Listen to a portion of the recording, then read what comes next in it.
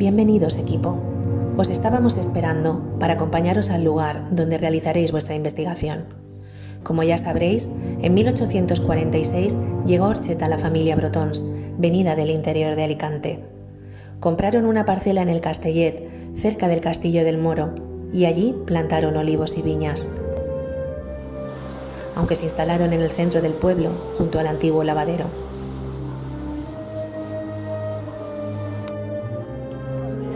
Eran amables y profundamente reservados.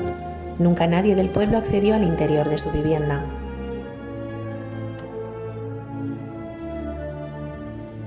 Algo turbio giraba en torno a esta familia, ya que sistemáticamente y durante años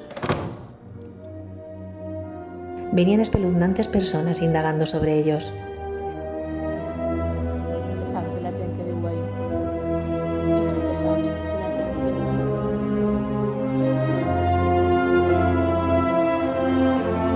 ¿Y tú?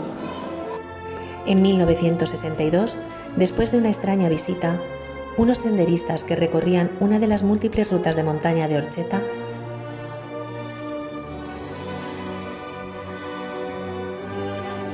hallaron el cadáver de Pedro Brotons, último descendiente de la familia, con evidentes signos de tortura. ¿Por qué? ¿Qué pretendían de él?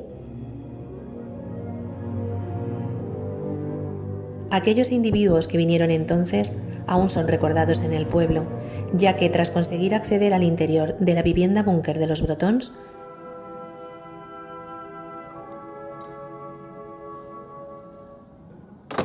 nunca consiguieron salir.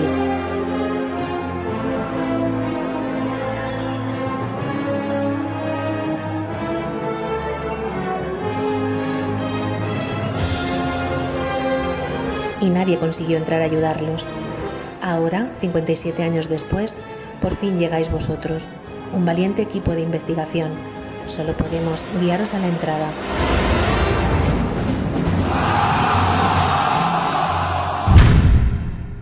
Y desearos suerte.